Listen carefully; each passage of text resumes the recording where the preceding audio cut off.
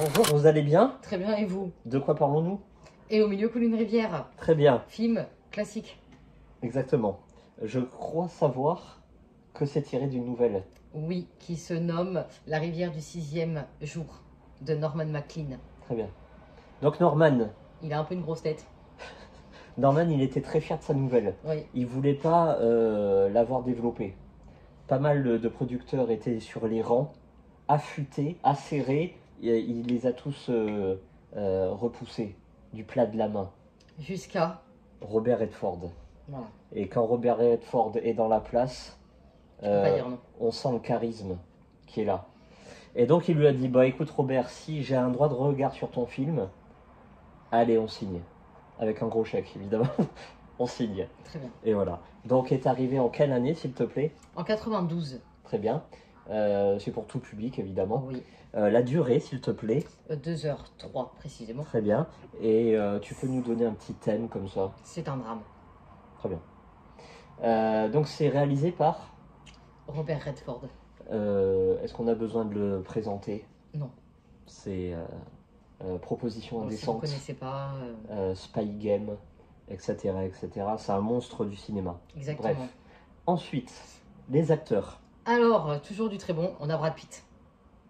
Forcément. Est-ce qu'on a besoin aussi de le présenter? C'est ça qui est bien avec les grands films, tu vois, on n'a pas besoin de présenter. S'ils n'ont pas compris, en fait, tous les classiques qu'on va faire, c'est orienté autour de Brad Pitt. Hein. Ouais, exactement Le, ça. le suivant, ça va être la même. Ensuite, nous avons... Nous avons Craig Sheffer, Très bien. Il est connu pour quoi? The Grave, The Grave. The Fall, The Grave. The Grave, The Fall, Oui. Instant Karma. Oui, Instant Karma, il a été producteur, Ah d'accord. scénariste, acteur, il a tout fait dans le film. Quoi. Ah je connais Voilà. pas. Ok. Mais c'est surtout l'acteur que l'on connaît pour Et au milieu coule une rivière. les frères Scott. Ah oui. Eh ben oui. Ah mais c'est ça que ça me disait trop un truc. En France, c'est quoi? Bah, c'est les frères Scott. Ah oui hein. oui. Vous savez, les deux frères qui jouent Ah au ouais, basket. la série, tout le monde a regardé. Enfin, ils jouent au basket dans le premier épisode, après ça devient comme des trucs un peu bizarres. Bon, bref. Les feux de l'amour adolescent. Oui, voilà, Mais exactement. c'est très bien les frères Scott. Et enfin, nous avons... Donc ça, c'est les deux fils. Et le père, c'est... Tom Skerritt. Oui, Qui très lui connu. a Oh, fait oui. Alien, Oui, Top Gun, Dead Zone.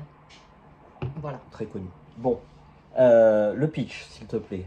Le pitch, alors c'est tout simple, on est dans le Montana au début du XXe siècle et on va, 1914, ouais, c'est la veille de la guerre.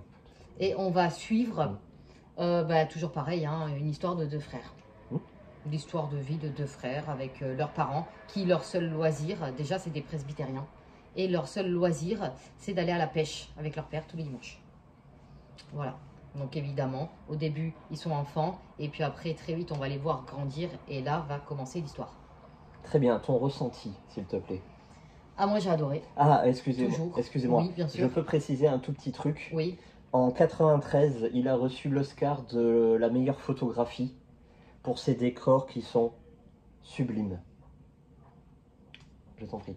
Ton ressenti? J'ai adoré. Ah oui, carrément. Oui. Moins que Légende d'automne. Oui, Parce que je sais pas si vous avez su l'anecdote, mais tu devais me montrer un film, oui. et tu m'avais dit, ouais, celui-là est trop bien, machin, mais t'avais confondu avec Et au milieu coule une rivière. Voilà, exactement. Donc au final, on a gagné. Parce que on a vu deux Oui, magnifiques on a films. vu les deux. Ouais. Voilà. Bon, Légende d'automne est quand même un petit peu au-dessus parce que là, c'est très beau, c'est un récit de vie, surtout les liens entre les deux frères. Mais c'est quand même à plat. Est-ce que tu peux Voilà. parler des deux frères? Alors oui, Donc on a l'aîné, on a Craig. voilà, c'est ça. Et le plus petit, le cadet, du coup, c'est Brad Pitt. On va suivre principalement là le point de vue et la voix, parce que forcément tout au long du film il y a quand même quelqu'un qui raconte, et c'est Craig. En vrai il s'appelle Paul. Ah non, Paul c'est Brad Pitt. Oui. Je sais pas. Ça. Bon. Et qu'est-ce que tu veux que je dise? Bah, l'aîné, c'est la voix de la raison, de la sagesse, Ah, qui va oui, partir bien 6 sûr. ans dans les études Ah oui. et qui va devenir professeur. Oui. Au contraire de Brad Pitt, évidemment, le jeune fougueux, Qui lui va... le jeune étalon, qui lui va rester dans le Montana pour pêcher. Et ça va devenir un as de la pêche. En même temps, il va devenir journaliste. Mais lui, comme à chaque fois dans les films, c'est les 400 coups. C'est ça. C'est Il y carpe a diem. forcément quelqu'un, de toute façon, dans une fratrie qui va toucher un peu à tout et qui va faire tout ce qui n'est pas très sécurisé, quoi. Très bien. Comme Brad Pitt, par exemple, qui met un peu son nez partout. Voilà. Donc, oui, ton ressenti? Ah ben j'adorais, hein. Il y a des très beaux paysages. Oui, oui, oui. Voilà. Et c'est tiré, il me semble, vraiment du Montana. Ah oui, oui, C'est totalement. vraiment, voilà. C'est la Il ville n'y de a pas Missoula. d'écran vert, il n'y a rien. C'est très beau. Mhm. L'histoire en elle-même, bah, moi j'adore. L'histoire de frères comme ça, c'est top. Les deux acteurs, ils jouent super bien. Et à la limite, on peut même carrément leur trouver un petit air à force. Tout au long du film, là, des 2 heures, tu finis par dire, ah ouais, ils sont frères, quoi. Que dire d'autre? Brad Pitt, c'est celui c'est un peu l'âme du film, hein, on va pas se le cacher. Ouais, mais tu vois, comme c'est l'autre frère qui raconte, c'est pas quand même le personnage principal, quoi. Oui, ça fait un équilibre. Voilà, c'est ça. Et en fait, le Brad Pitt, c'est un peu la réincarnation de Robert Redford. Robert Redford qui était vraiment l'homme, un peu le surhomme, quoi, l'acteur parfait du cinéma hollywoodien. Là, c'est un peu ça, la relève, la réincarnation. Et moi, j'ai aimé. Il y a un petit côté petite maison dans la prairie, quand même. Il se passe pas grand chose. C'est pas de la haute intensité. Ouais, ils mènent une vie assez tranquille. Oui. Je pense que ils ont tellement de racines quand tu nais dans un village pareil que t'as pas forcément envie d'en partir et t'as carrément envie d'y mourir. Donc voilà. Le sel de l'histoire, c'est vraiment à la fin, vers la fin, où on comprend pourquoi ça devient un drame. Mais c'est vraiment les décors. Ouais, les décors, c'est. On parle beaucoup de nature writing. Là, c'est du nature viewing. C'est vraiment les décors qui sont incroyables. Est-ce que tu le conseilles ou pas? Évidemment. Et à qui tu le conseilles? À tout le monde. Ah oui, sans distinction. Ah bah non, à tout le monde. Pourquoi? Tu le conseilles à qui, toi? À ceux qui sont amoureux de la nature. Voilà. À la limite, ça peut être apaisant pour celui qui... J'ai vu un film assez Aka sur Netflix, où c'est 100% de l'action. Ceux qui aiment Aka, ça m'étonnerait qu'ils aiment Et au milieu coule une rivière. Mais t'as bien aimé les deux, toi? Oui, c'est vrai. Oui, j'ai rien dit. Non, mais c'est vrai, c'est pas... Tu vois ce qui est bien, c'est que il est apaisant, en fait, ce film.